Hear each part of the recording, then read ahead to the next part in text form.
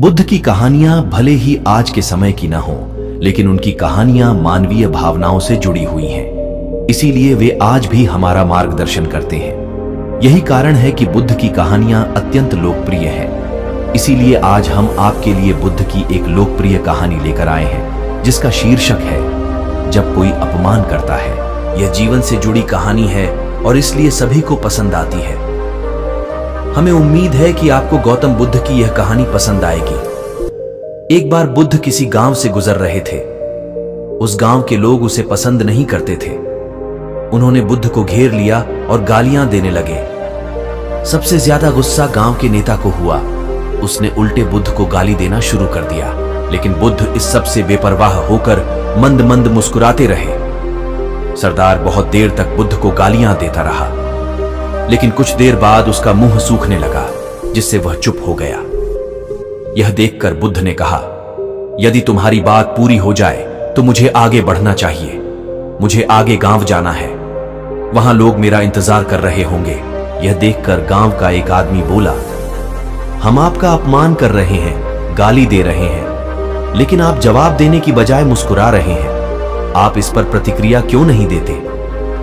बुद्ध ने कहा, वत्स, तुम्हें आने में थोड़ी देर हो गई। 10 साल पहले आते तो मजा आता, क्योंकि 10 साल पहले मैं भी तुम्हारे जैसा था। यदि उस समय तुम मेरे बारे में बुरा बोलते या मुझे गाली देते तो मैं भी क्रोधित हो जाता। इससे ज्यादा तो मैं तुम्हें गाली देता।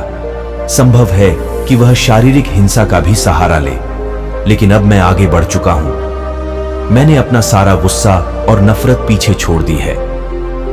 अब मैं उस जगह पहुंच गया हूं जहां तक आपकी गालियां नहीं पहुंच पाती। तुमने मुझे गाली दी, यह तुम्हारी भावना है, लेकिन आपकी भावनाएं मुझ तक नहीं पहुंच रही हैं। मुझ पर इसका आरोप तभी लगाया जाएगा जब मैं इसमें भाग लूंगा। एक बार मैं उन्हें स्वीकार कर लूं, लेकिन मैं आपकी इस हरकत से तटस्थ हूं, इससे कोसों दूर हूं। यही कारण है कि मैं अभी भी पहले की तरह शांत हूं। यह सुनकर सरदार बोला, अरे ऐसा कैसे? मैंने तुम्हें गालियां दी हैं और पूरे गांव के सामने तुम्हें गालियां दी हैं। फिर इसे लेने या न लेने का क्या मतलब? बुद्ध ने कहा, वत्स, मैं कल एक गांव में गया था। वहां लोगों ने मेरा उपदेश सुना। वे बहुत खुश हुए। ग्राम प्रधान मेरे लिए मिठाइयां लेकर आए और मुझसे खाने का आग्रह करने लगे। मैंने कहा, मेरा पेट भर गया है, इसलिए मैं इसे स्वीकार नहीं कर सकता। यह सुनकर वह व्यक्ति मिठाई वापस लेकर चला गया, क्योंकि जब तक मैं कुछ न लूं, कोई मुझे कैसे दे सकता है? इसमें मेरी सहमति तो आवश्यक है ना? हां, यही तो है। एक आदमी ने बुद्ध का समर्थन किया। बुद्ध ने फिर पूछा, जब मैंने मिठाई लेने से इनकार कर दिया तो उन्होंने इसका क्या किया होगा? हो सकता है उसने अपने परिवार के बीच मिठाइयां बांटी हों। एक व्यक्ति ने उत्तर दिया। बुद्ध ने कहा, तुमने ठीक कहा।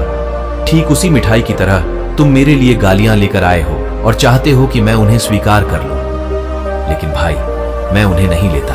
अब बताओ, तुम उनका क्या करोगे?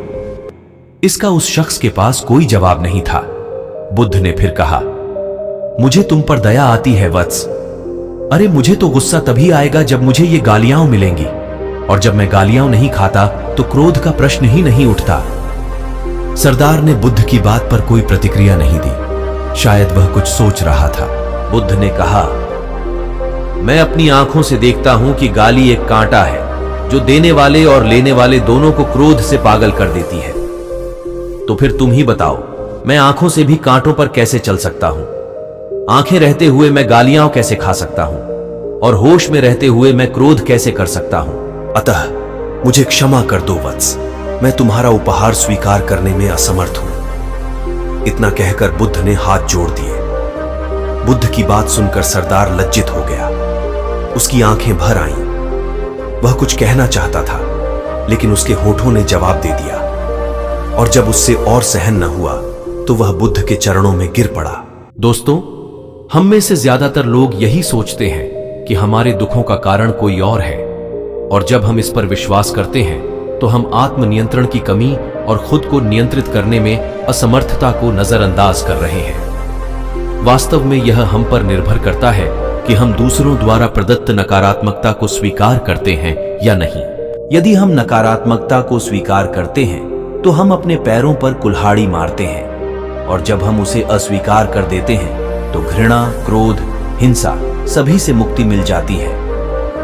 दोस्तों, हम आशा करते हैं कि आपको यह बुद्ध कहानी जब कोई अपमान करता है पसंद आई होगी। दोस्तों, हम आपसे फिर मिलेंगे ऐसे ही रोचक और उपयोगी कहानी के साथ। तब तक आप जहां भी हों खुश रहें और खुशियां बांटते रहें। नमो बुद्धाय।